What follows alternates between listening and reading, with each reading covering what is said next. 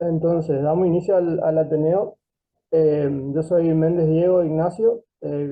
residente de segundo año de la residencia de bioquímica de Resistencia Chaco, y esta vez mi Ateneo debido a mi rotación en el servicio de inmunología del área de virología del Hospital Perrando. A este Ateneo lo titulé como dengue más allá de la fiebre, debido a una serie de casos que se fueron presentando durante mi rotación.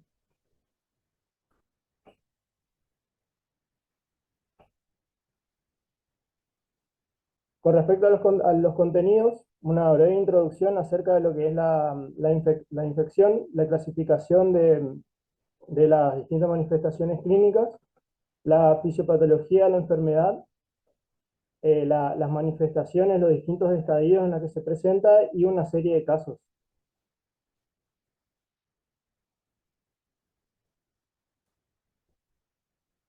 Bien, con respecto entonces al virus, se trata de un virus, el virus del dengue se corresponde con un virus que presenta ARN monocatenario positivo de la familia Flaviviridae, del género de los flavivirus, y que contiene a 4 serotipos: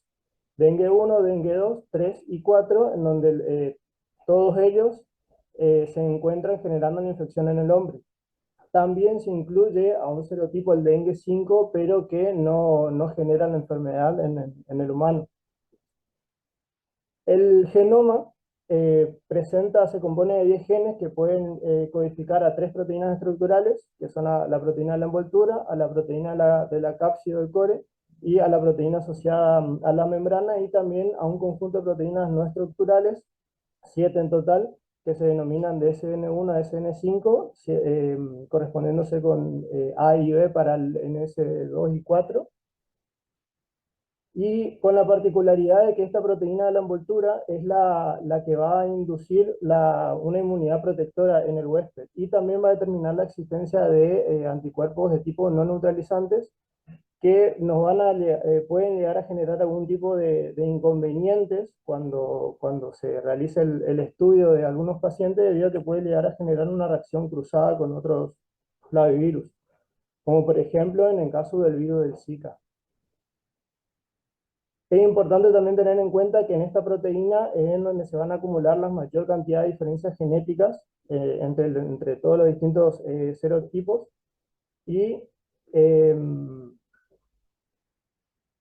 que esto va a estar relacionado también con el cuadro clínico que puede llegar a presentar. A este virus se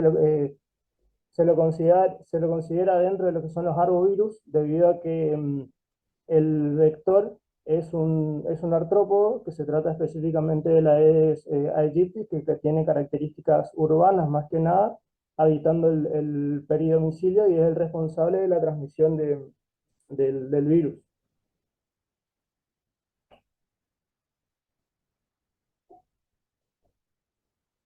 Con respecto a la enfermedad, básicamente se dividen en 3 etapas: en una etapa febril, que se corresponde justamente con la etapa de la viremia, y es en donde el paciente puede llegar a presentar la sintomatología más común, sería el caso de la fiebre, de los dolores retrooculares, e inclusive también podría llegar a presentarse artralgias.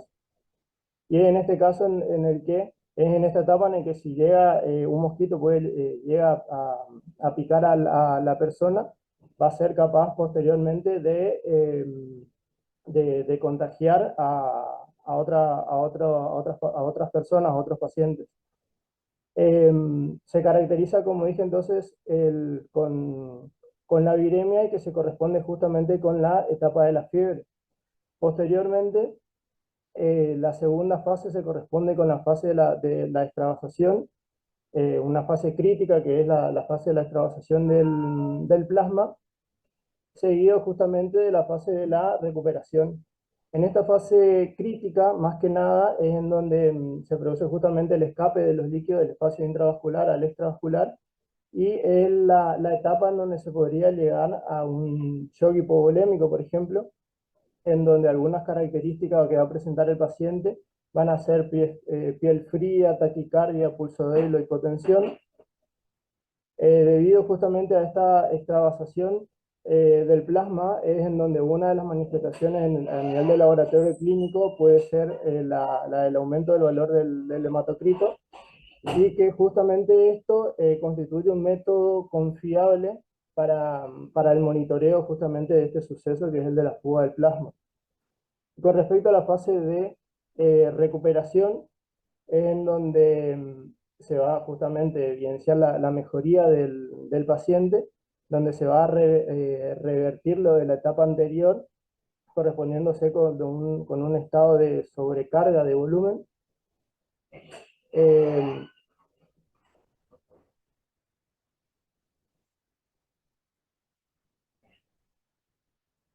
con respecto a lo que es la clasificación de la enfermedad, eh, es una clasificación que se empezó a aplicar a partir del 2009, y que estadifica a los pacientes dependiendo justamente del cuadro clínico de los mismos en aquellos casos, cuadros de dengue sin signos de alarma, aquellos que presentan signos de alarma, y ya en dengue grave. El primer grupo se corresponde con aquellos que van a presentar una sintomatología común en cuanto a fiebre, náuseas, vómitos, artralgias, pueden llegar a presentar petequias también, y comúnmente trombocitopenia. Ya aquellos pacientes que llegan a presentar los signos de alarma, como dolor abdominal intenso y continuo, vómitos persistentes, algún, por ejemplo, tipo de sangrado, como sangrado de las mucosas hepatomegalia, puede llegar a pasar a considerarse el cuadro de dengue grave, en donde se va a caracterizar más que nada por ya un cuadro de shock, acumulación del líquido y dificultad respiratoria, ya en donde en estos casos se podrían presentar también hemorragia grave y un daño importante de órganos, que a nivel de laboratorio se lo podría ver con valores elevados, por ejemplo, de transaminasas, en cuanto a lo que corresponde con las alteraciones hepáticas. También se van a generar las alteraciones neurológicas, e inclusive podría llegar a haber un compromiso miocárdico. En todo este caso de la patogenia, eh, el resultado de toda la clínica depende más que nada de una relación entre tres elementos, que son la cepa viral, el hospedero y el ambiente, y que la interacción entre estos tres es lo que va a determinar el grado de la, la transmisión, la replicación del virus y la susceptibilidad de los hospederos. Con respecto a lo que es el dengue grave, existe eh, una característica que contribuye justamente a la aparición del dengue grave, que se conoce como amplificación de la infección dependiente de anticuerpos, que es común a varias infecciones, y da su aporte, también se podría decir, a lo que es el cuadro del dengue, de la infección por dengue. Que básicamente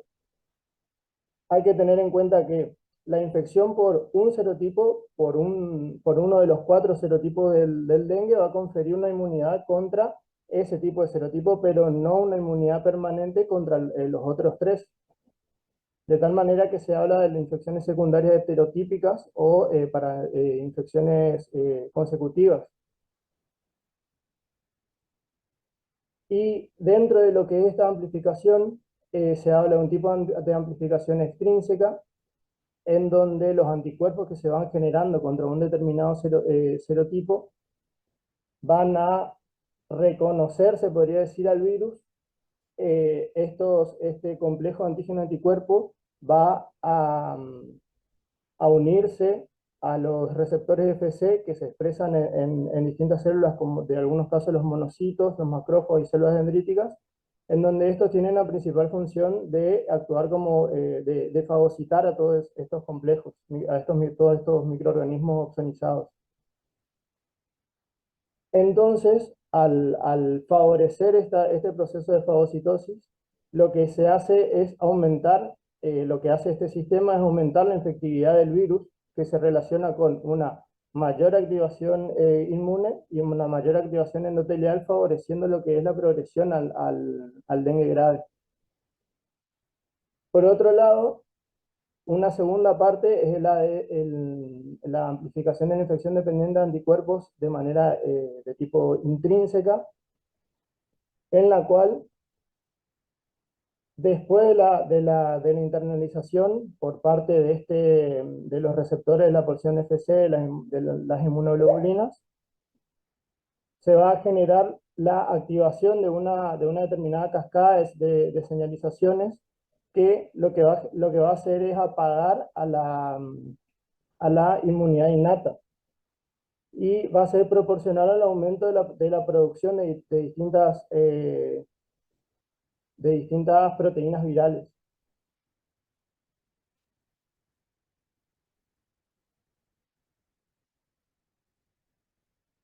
De esta manera se favorecía lo que es el aumento de la tasa de replicación de los virus, por ende se iban a obtener viremias más altas y una mayor activación inmune, contribuyendo también a lo que es a la aparición del cuadro de dengue grave. Entonces, lo que había comentado acerca del dengue grave era que se basaba en lo que era la extravasación del plasma, la aparición de ciertas hemorragias ya graves y el compromiso de órganos que podía ser a nivel hepático, podía generar también algún tipo de insuficiencia renal, una afectación a nivel cardíaco y principalmente también un compromiso neurológico, que justamente ese es el objetivo en este caso por la presentación con la que acudían algunos pacientes al hospital, y en lo que la sintomatología, si bien se presentaban como alteraciones neurológicas, no se podía llegar a un diagnóstico definitivo. De esta manera, hay que tener en cuenta que el dengue puede llegar a generar algún tipo de alteración neurológica, y al encontrarse justamente en una zona endémica hay que tenerlo en cuenta como responsable de este tipo de cuadros. El dengue neurológico se lo va a clasificar como una forma de lo que es el dengue grave, y como les decía, que estamos en una zona endémica. De aquellos pacientes que van a estar infectados con el virus del dengue, alrededor del 10% puede llegar a presentar las alteraciones, siendo las encefalitis y las encefalopatías las más comunes. Y lo que hay que tener en cuenta también es que este tipo de manifestaciones neurológicas pueden ocurrir en cualquiera de los estadios de la enfermedad, ya sea desde la fase febril, la fase de efervescencia y convalescencia. Y que en algunos casos se vio que las encefalitis aparecían mucho más frecuentemente en las fases febriles, mientras que las encefalopatías en la fase de efervescencia.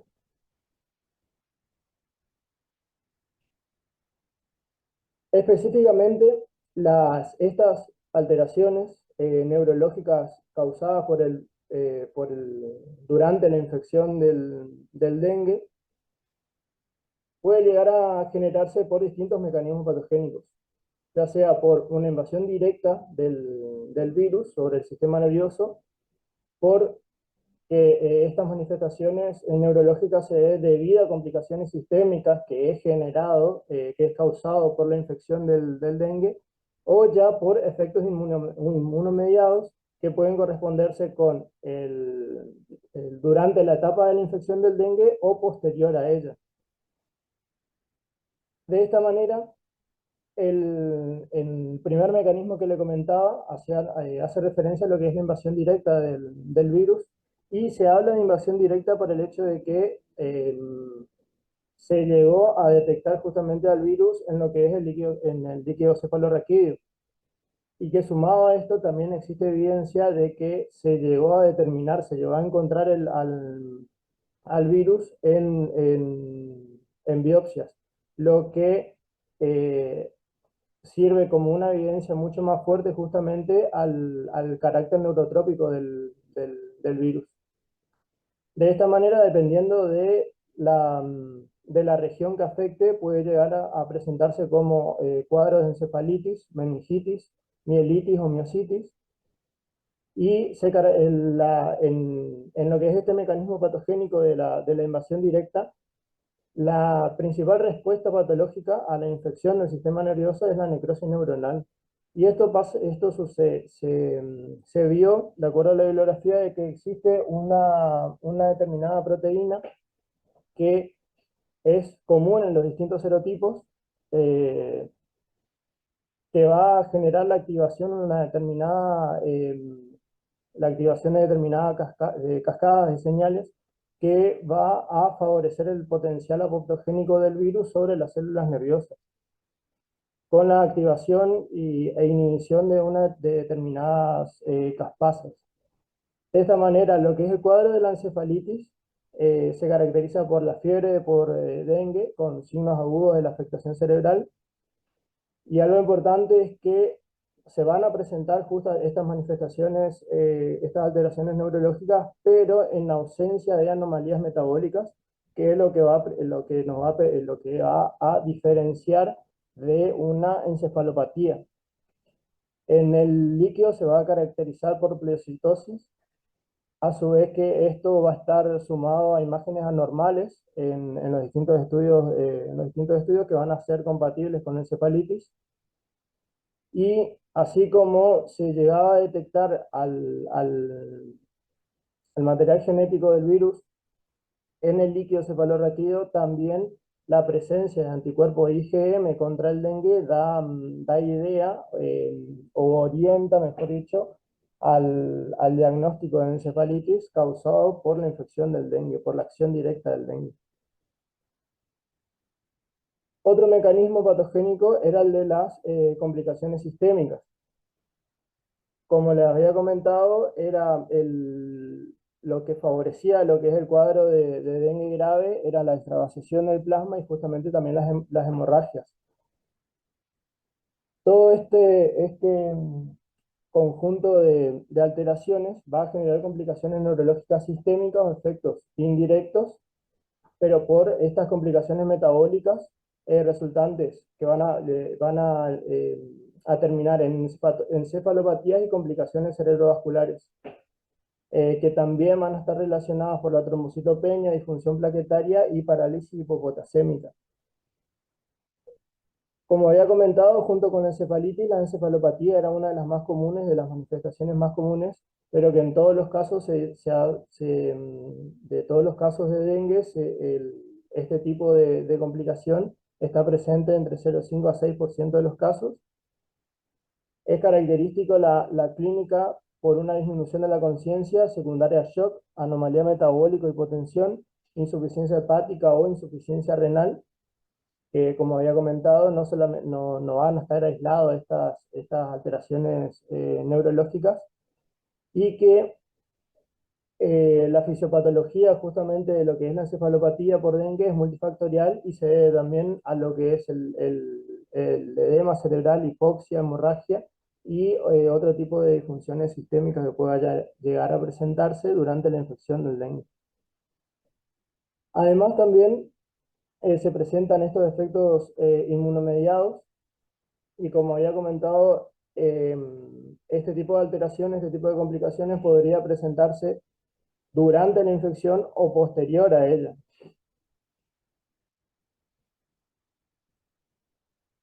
En donde la característica en estos casos es que no siempre se va a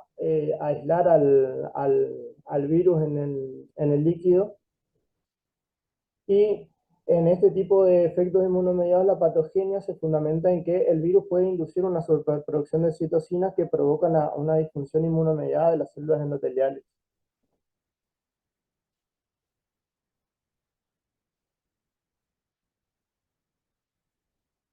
Uno de los efectos inmunomediados que se puede observar es lo que se conoce como encefalomielitis aguda diseminada, o que también se lo conoce como las siglas ADEM, en donde el virus puede llegar a desencadenar una respuesta autoinmune postinfecciosa contra la mielina y hacia otros antígenos a nivel del sistema nervioso central. Y que probablemente se deba justamente al mimetismo molecular, generando focos demilizantes con áreas donde se produzca algún tipo de hemorragia por la infección del virus. Y algunos de los síntomas que se pueden llegar a observar durante la presentación de este tipo de encefalomielitis podría llegar a tratarse de alteración de la conciencia, alteración del lenguaje, algún tipo de déficit sensorial, y que puede llegar a presentarse 1 o 2 semanas después de lo que es la primoinfección por el dengue, o inclusive también por otro tipo de evento desencadenante que puede ser la vacunación. Y como les había comentado, en este tipo de mecanismos, el hecho de que no se pueda llegar a aislar al virus en el líquido, es decir, un resultado de PCR, por ejemplo, negativo, junto con un cuadro de alteración del sistema nervioso, directamente esto no excluye la posibilidad de complicaciones neurológicas que se deba asociado al dengue. Es decir, que nuevamente lo que les comentaba, que como estamos en una zona endémica, aquellos cuadros neurológicos en los que no se le puede llegar a encontrar algún tipo de diagnóstico, se tiene que tener en cuenta a la infección por dengue. También se presenta al síndrome de Guillain-Barré, en donde este se caracteriza porque los antígenos del dengue pueden llegar a imitar a los antígenos de los nervios periféricos, de tal manera que las células van a mediar la respuesta inmune contra los antígenos virales, y a su vez pueden llegar a apuntar contra los nervios periféricos, llevando todo este cuadro a lo característico del síndrome de Guillain-Barré. Se la considera como una neuropatía aguda posterior a la infección por diversos organismos, en donde obviamente uno de ellos es el virus del dengue. Y en estos casos, un hallazgo que se puede llegar a presentar en el líquido es una disociación de la albúmina citológica, en donde se va a tener un elevado recuento de proteínas y con un recuento de leucocitos igual o menor a 10 por milímetro cúbico. Como había comentado, los anticuerpos dirigidos contra antígenos virales pueden llegar a generar estas reacciones cruzadas que van a actuar directamente sobre moléculas ya sea proteínas o lípidos de la mielina, y al actuar sobre ellos pueden llegar a generar el bloqueo de la conducción de los impulsos nerviosos sobre el sistema nervioso periférico, que esto es lo que explicaría también algunas manifestaciones que se presentan. Este es un cuadrito en donde presenta los distintos hallazgos que se pueden llegar a obtener a la hora de analizar al líquido, junto con una clínica, algún tipo de alteraciones neurológicas, y que van a estar relacionados con algunos de los cuadros que le había comentado, ya sea encefalitis, mielitis, o algún tipo de encefalopatía. Lo que hay que tener en cuenta también con la determinación, por ejemplo, de los anticuerpos, es la síntesis intratecal de anticuerpos versus el dengue, específicamente de aquella inmunoglobulina de tipo IgM. Y menciono a las de tipo IgM principalmente porque no sería de gran utilidad a las de IgG, porque podrían llegar a atravesar a la barrera hematoencefálica. Para esto, para el estudio justamente de lo que es la integridad, se podría decir, de la barrera, es muy útil obtener valores de, ya sea de albúmina, tanto en suero y en proteína, así como también los valores de los distintos tipos de inmunoglobulinas, tanto del líquido como eh, del suero. De tal manera que por medio de cocientes existen valores límites que nos van a poder orientar acerca de si, por ejemplo, orientar acerca de primero la integridad con respecto a ese cociente de albúminas y también a si existe producción intratecal o no de algún tipo de inmunoglobulinas.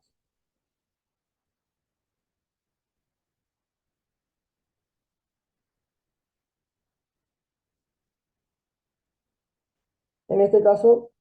se trata de un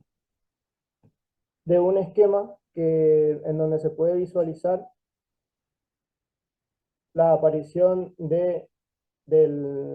de cómo va a ir variando el virus en el paciente, así como también la determinación de los antígenos NS1 y los anticuerpos en la primoinfección como en las infecciones secundarias. De tal manera en donde lo característico en estos casos va a ser en estas infecciones secundarias la aparición, la aparición temprana de la IgG y principalmente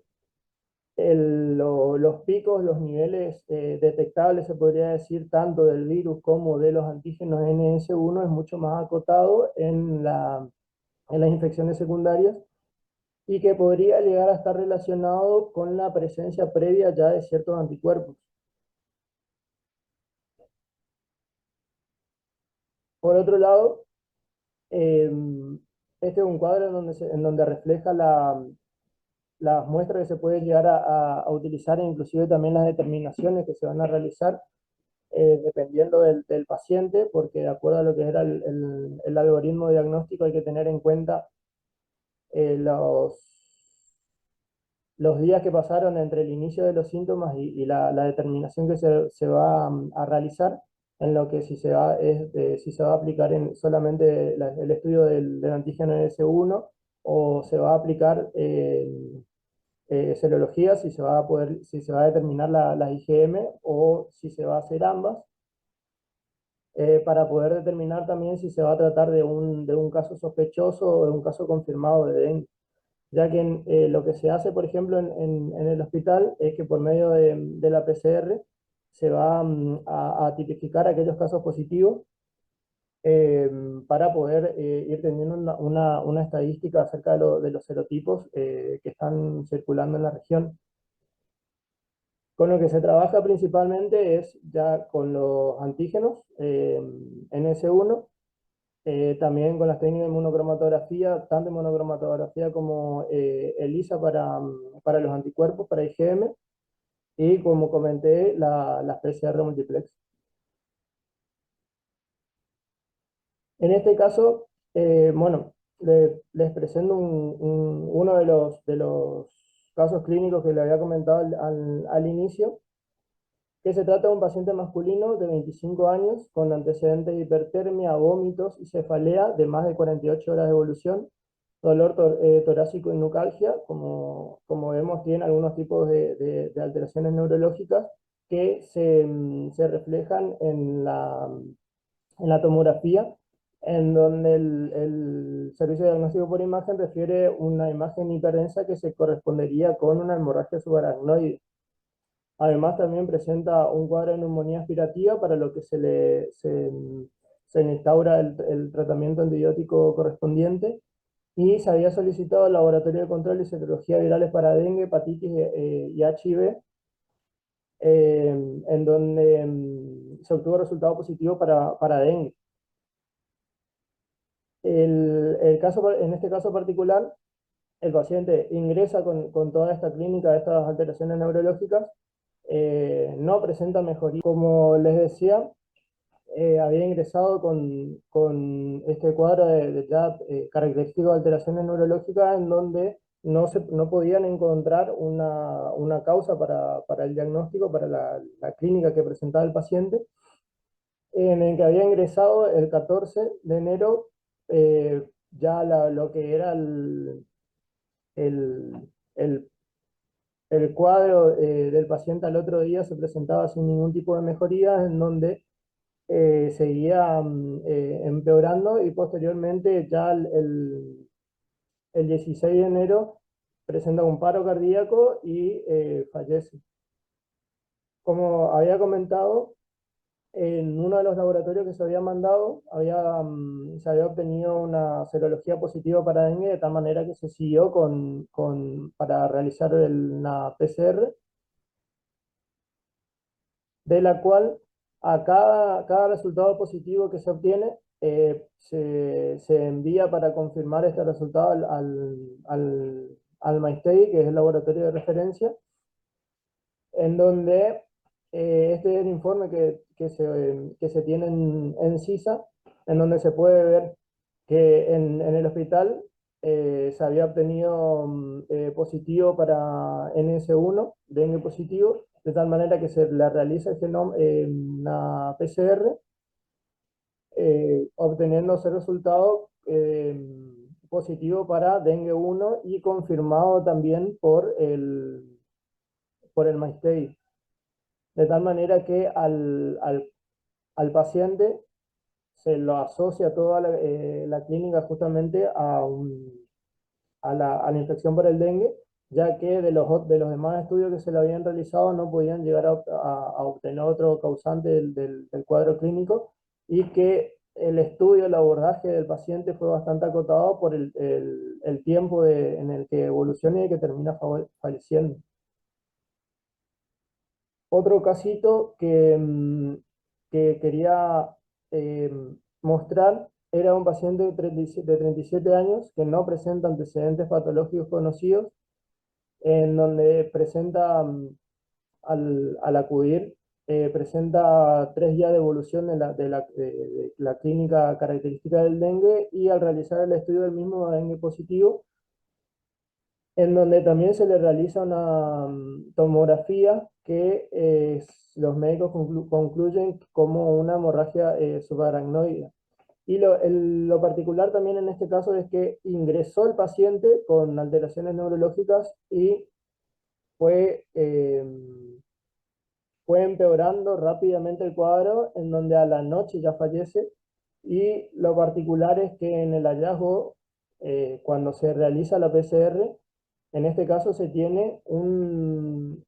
como resultado tanto dengue positivo para dengue 1 como para dengue 2. O sea, en principio se estaría hablando de lo que es un estadio de coinfección, de tal manera que era el primero que se había obtenido en la región. Se vuelve a alargar la PCR, en la cual vuelve a obtenerse el mismo resultado, en donde las curvas coinciden con los controles, de tal manera que es una PCR positiva tanto para el dengue 1 como para el dengue 2. Y en estos casos es que se pudo llegar a determinar también al virus en el líquido cefalorraquídeo.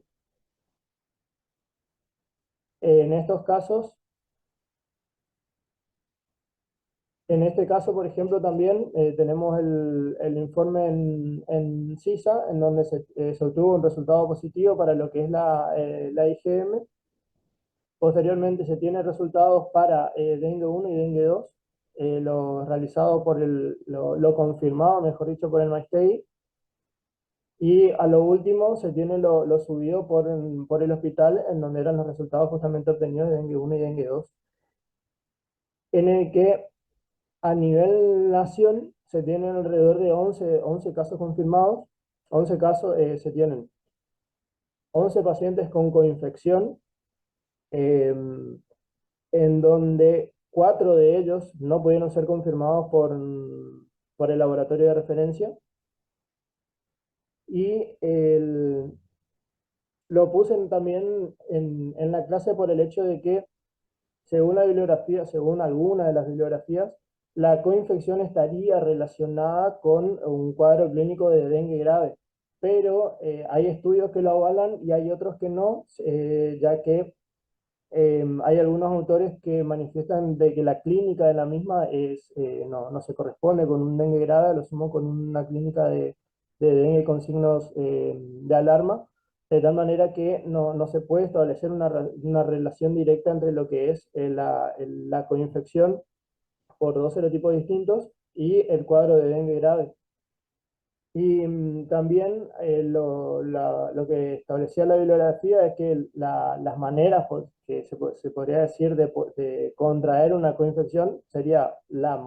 menos probable de todas, en donde un mismo vector esté infectado justamente por los dos serotipos, mientras que la causa más probable se deba a que el paciente fue picado por dos vectores distintos en un periodo muy corto de tiempo, de tal manera que fue posible aislar a los virus, a los dos serotipos, en las muestras que se pudo obtener del paciente. Que fue solamente una porque, como les comenté, ingresó y a la noche ya habitó. Entonces, como conclusión de la clase del Ateneo, el- la infección por el dengue,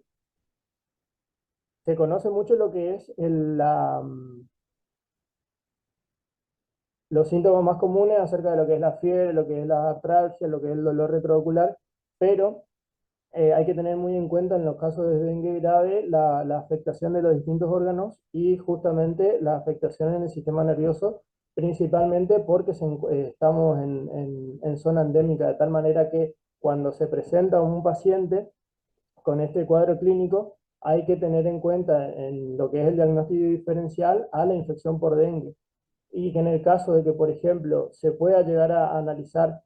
suero, donde se obtiene un resultado positivo para dengue, y a su vez también el líquido cefalorraquídeo, pero con un resultado negativo, por ejemplo, de la PCR, no se tiene que descartar la infección por el hecho de, como había explicado, existen algunos mecanismos patogénicos que pueden llegar a generar alteraciones neurológicas durante el proceso de la infección o posterior a la misma. Y esto sería todo. Hasta la bibliografía utilizada. Muchas gracias.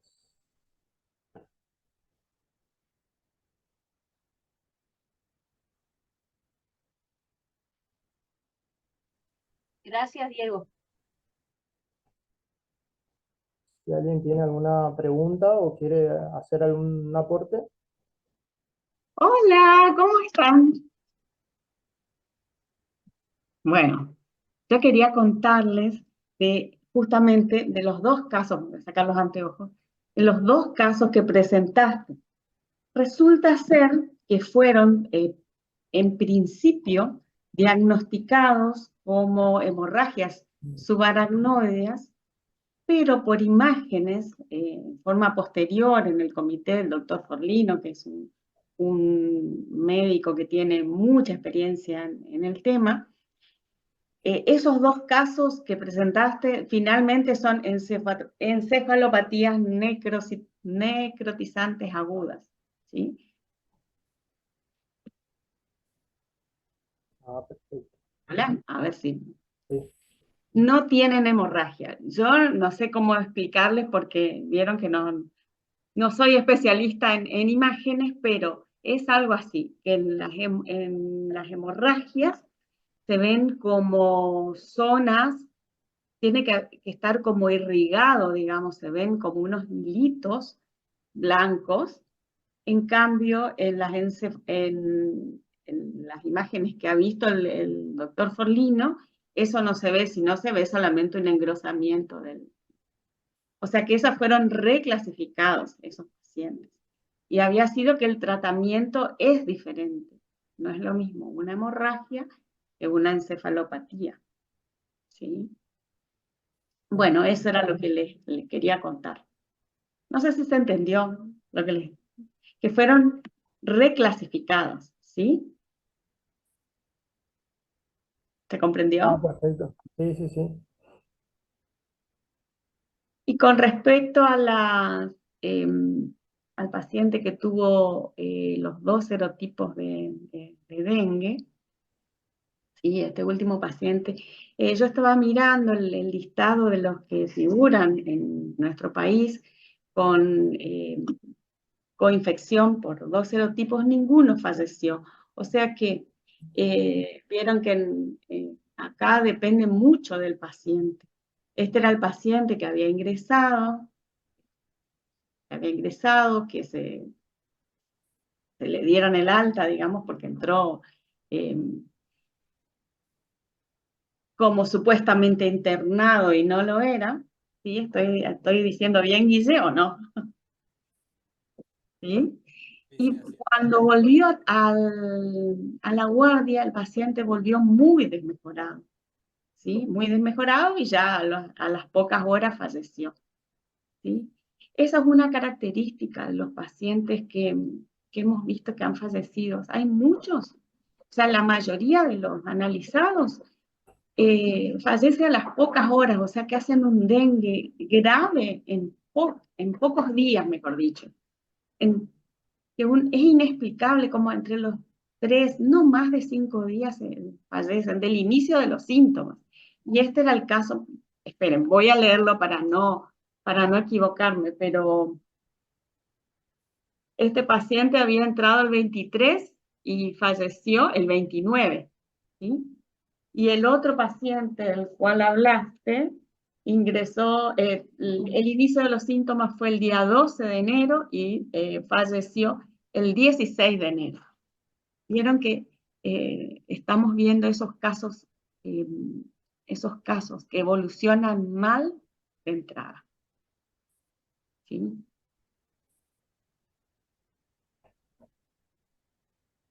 Sí, en el caso de este paciente que presentaba la coinfección no quería entrar muy en detalle, pero sí lo llamativo era en esos otros pacientes que se había obtenido resultado positivo para dengue, era muy rápida la evolución en donde terminaban falleciendo. Otro caso que se tuvo, que no recuerdo la verdad el desenlace, pero que se había obtenido un resultado positivo para dengue, se había hecho la PCR y cuando se manda a derivar, cuando se manda al MyStay para confirmar, fue no conclusivo, no me acuerdo cómo se le dice, debido a que sí, el MyStay no pudo confirmar porque a la hora de dar el informe decía como que no podría haber algún tipo de entrecruzamiento con otro tipo de arbovirus. De tal manera que ese era un caso en que no se confirmó, que se tuvo un resultado acá en el Perrando, pero no se pudo confirmar en el laboratorio de referencia. Claro, ese caso que está comentando Diego es un paciente se diagnosticó mediante anticuerpos, digamos. Por lo tanto, se mandaron las muestras pareadas de suero y cuando ellos hacen el panel de neutralización, enfrentándolo no solo al dengue, sino a los otros flavivirus, le da reacción cruzada con el encefalitis de Saint Louis, con fiebre Nilo occidental y con los serotipos del dengue, digamos. Entonces ellos no pueden confirmar la infección por dengue, pero bueno, suele ocurrir esa reacción cruzada y por lo que está circulando, digamos, lo más probable es que haya sido dengue nomás, pero bueno, lamentablemente el serotipo no se pudo dilucidar.